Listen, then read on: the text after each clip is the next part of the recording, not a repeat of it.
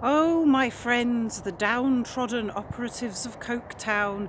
Oh, my friends and fellow countrymen, the slaves of an iron-handed and a grinding despotism.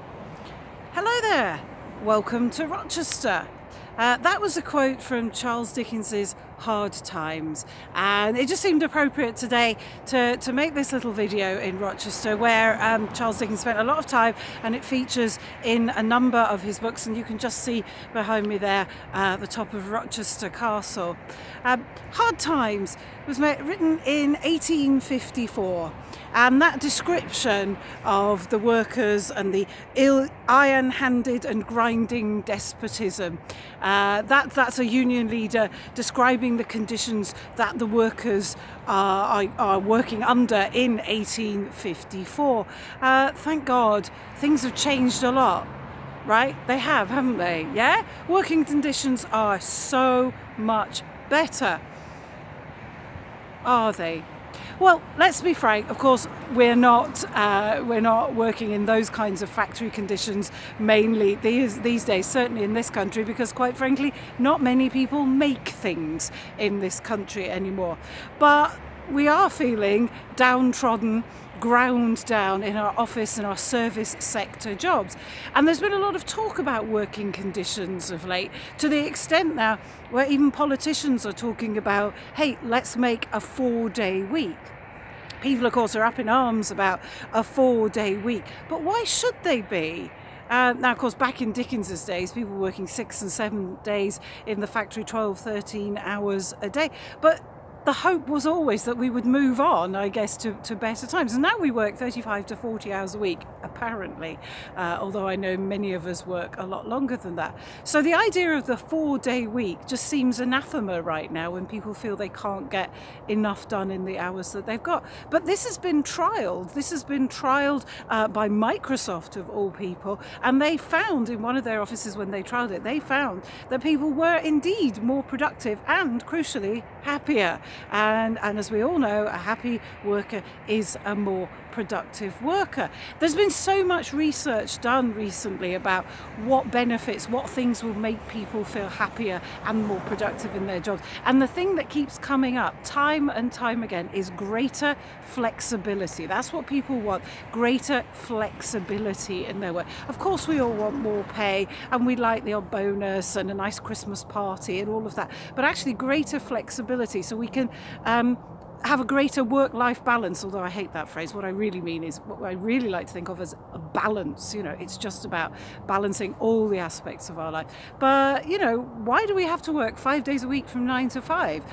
Why not work 4 days a week? Because you will get, as Microsoft found, you will get more done.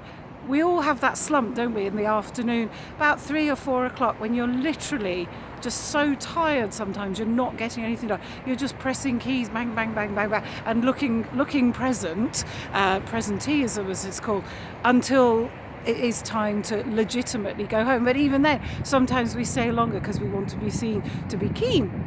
That's not benefiting anybody. So what I wanted to say today, you know, as part of my whole values-based, let's be kind and decent to each other, as a style of leadership, if you are a business owner, a leader, a manager, let my people go.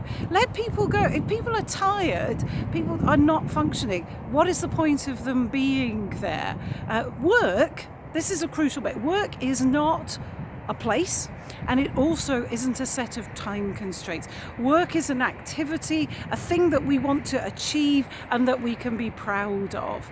And I think it's incumbent upon leaders to create conditions in which that can happen. And if that doesn't mean working the traditional 9 to 5 or 9:30 to 5:30, 40 hours a week, then that's fine, as long as things get done that need to get done. I think we all need to think about that. Now, obviously, I don't want to be political in these videos, but if there's a party that comes to power in the UK soon that is fighting for the 4-day week, I'm up for it.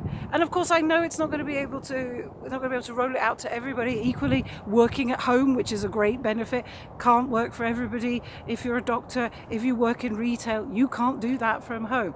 But I think the more we can be flexible, and I'm sure there are ways of finding to be flexible with retail workers as well, and doctors who work long hours. So yeah, let's be flexible. Let's be flexible about all kinds of things, but particularly about the amount of time that we spend in the office, because it's usually an office, or at work, and weighing up just is that number of hours actually giving me greater productivity? And if it isn't, and it probably isn't, then it's time to have a rethink and have a go, experiment with different things, different working patterns. Let people come in at 7 o'clock in the morning and leave at 3.